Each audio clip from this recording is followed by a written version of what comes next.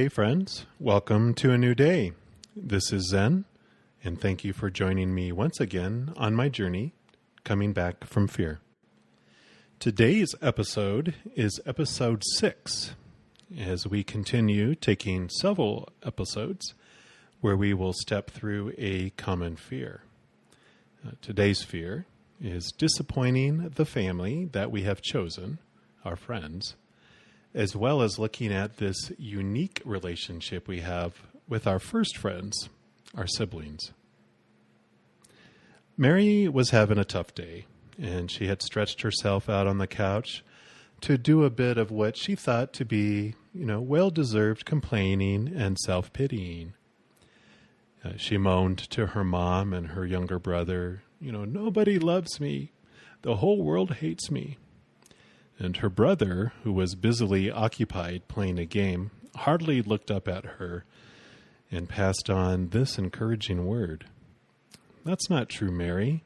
Some people don't even know you. And I'm sure we have all heard something similar like that from our own siblings and our friends. They like to razz us for sure. I have talked already in past episodes how I feel that the grand design of our lives is to be pulled outward, to define ourselves by external things, by placing our trust in the opinions of others, and by creating certain beliefs on what situations mean about us, or what possessing certain objects and things reinforce about who we are. With these things, we're pushed into the discovery of the truth that none of those things are stable. People change or people die. Situations never stay the same, and things deteriorate, break, or are stolen. And this is very evident as we grow up and become, aware of the acceptance and rejection by our siblings. Depending on your position of birth within your siblings, the fear can vary. We all share the pressure of supporting and policing the family conditional love laws. These are the rules of how things are supposed to be.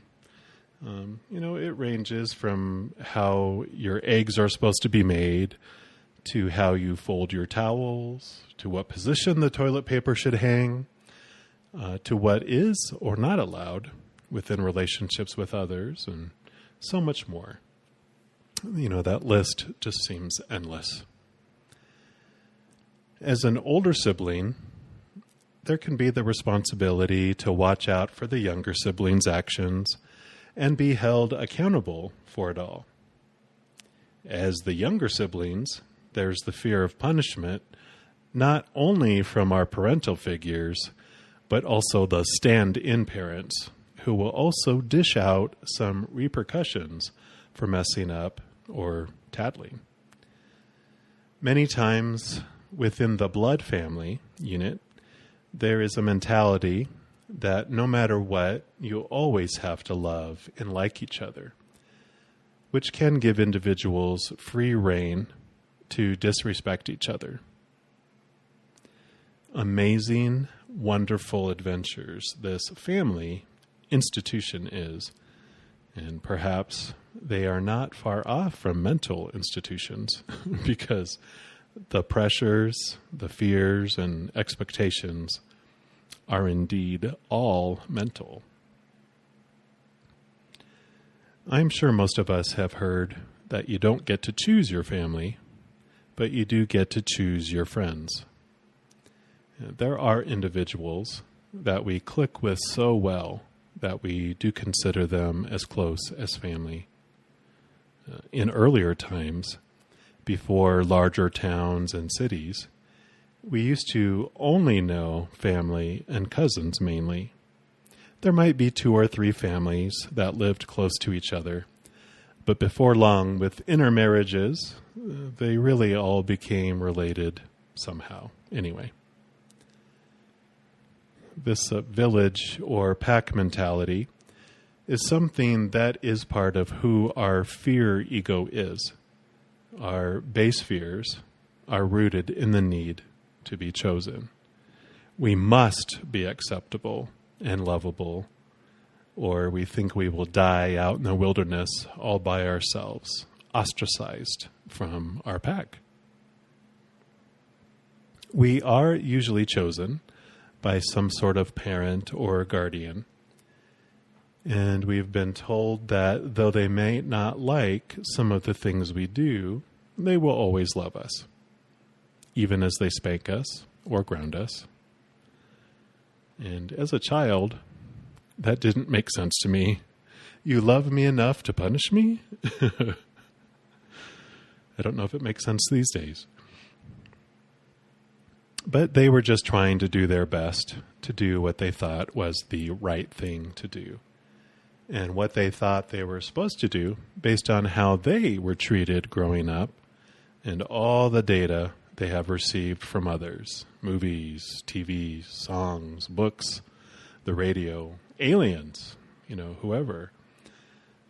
Part of our journey as children is that even with this external parental, guardian, authoritarian, conditional love, we still experience an emptiness, that there was something making us unlovable, unacceptable, not good enough, and falling short of that bar of what we believed we should have been for them. And then we enter grade school,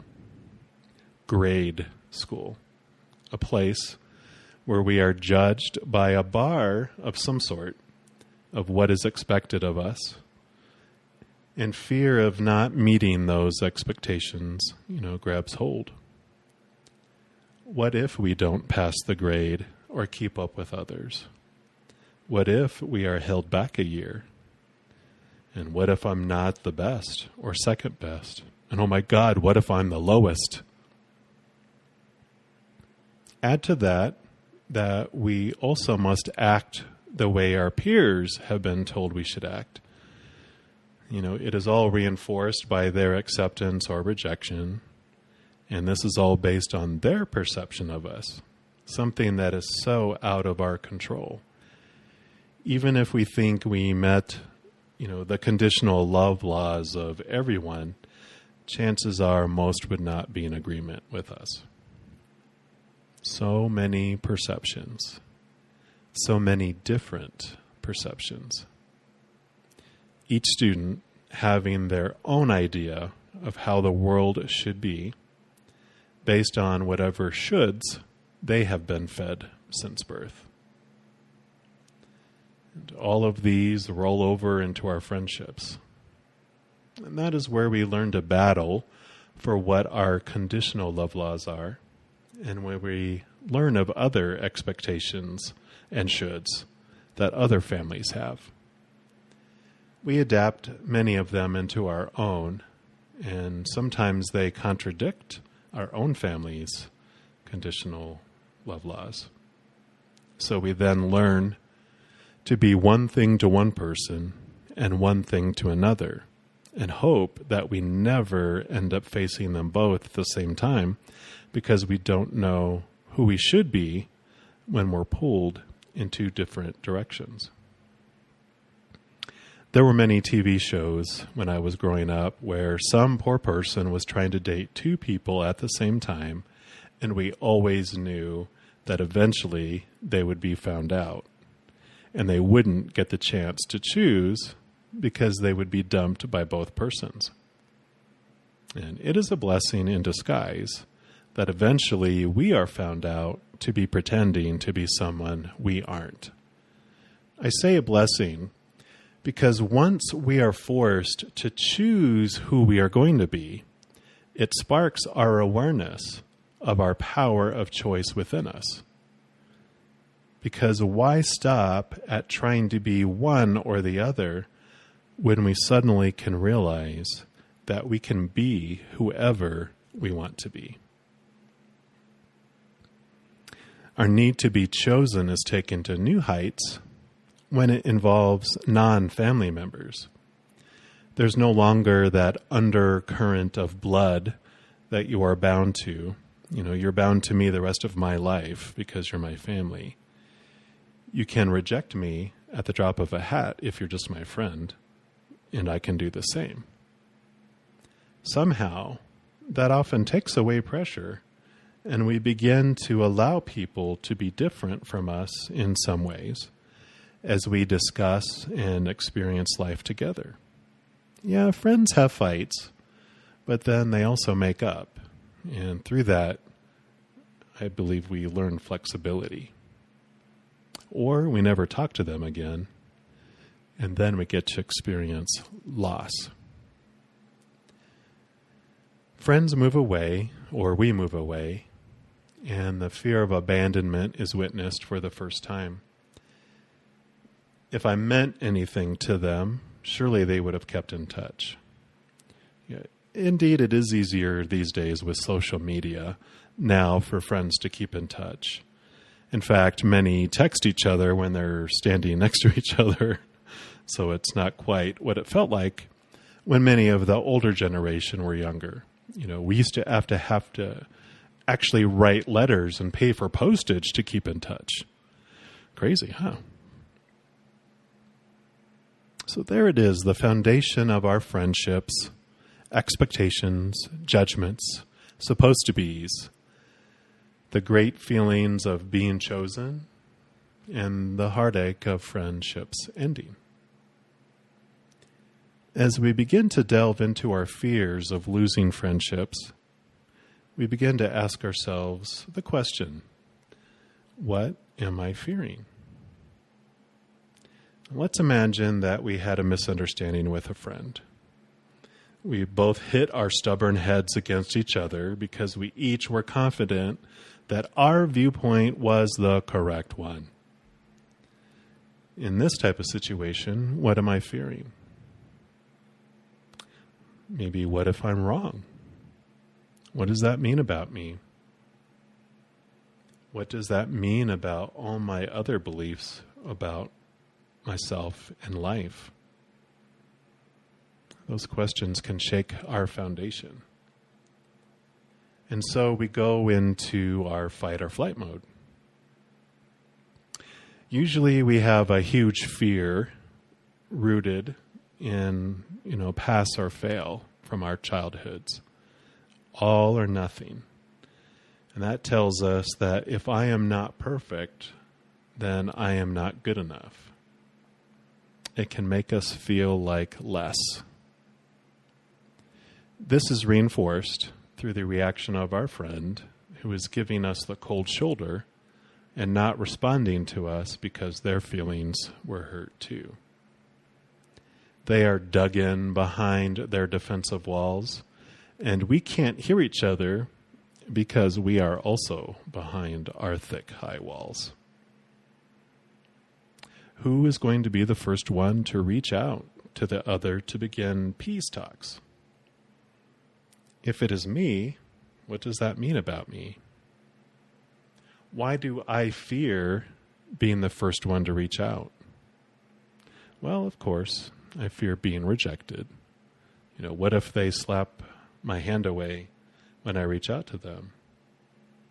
And what if people see me as weak for not being the one that held out the longest? Fear, fear, fear, fear, fear.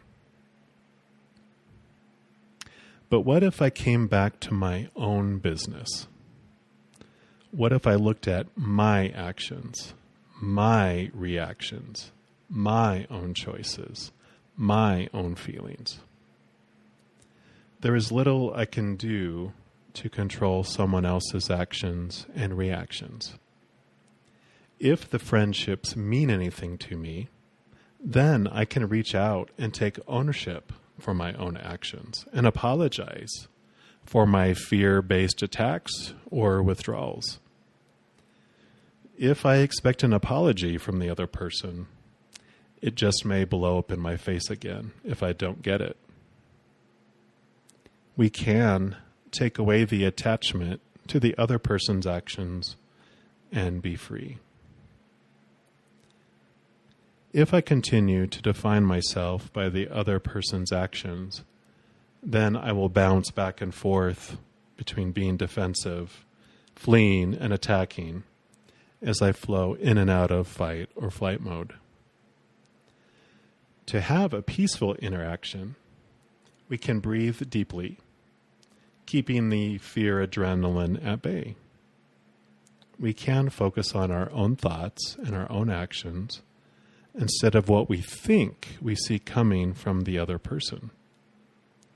Our perception is based on our own filters, and we can never really know what is really happening when we are in any level of fight or flight mode.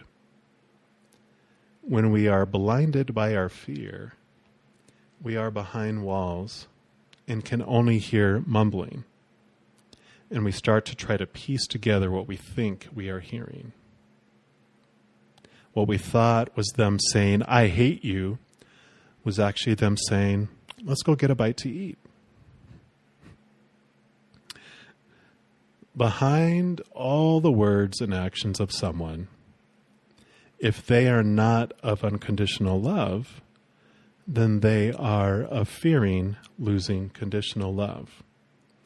Anyone's fear-based actions towards us have nothing to do with us and are not personal. If we can detach ourselves from the arrows that are flying from the other person because they are freaking out, then the arrows will not puncture our hearts and will not hurt us. It frees us to be ourselves, powerful, supernatural beings of unconditional love. Then instead of dishing out fear-based reactions against the other person, we can give them unconditional love instead.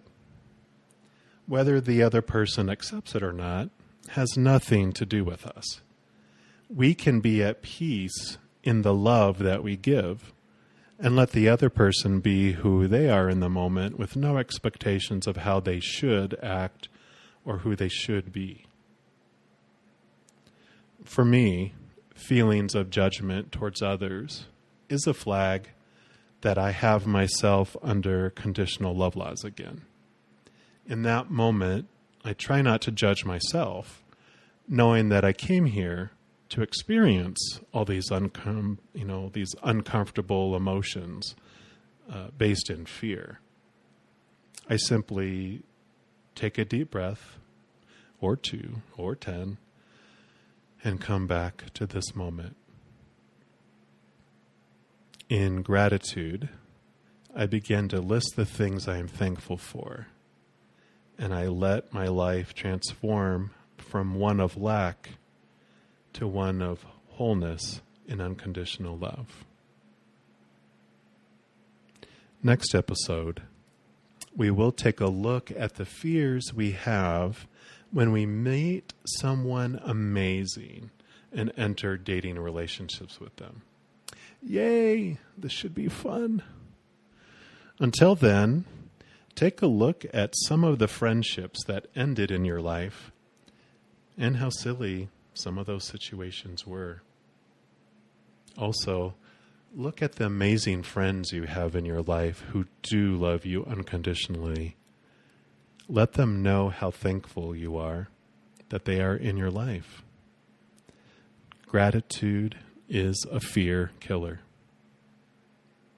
Every moment is of unconditional love or the fear of losing conditional love. Remember who you are.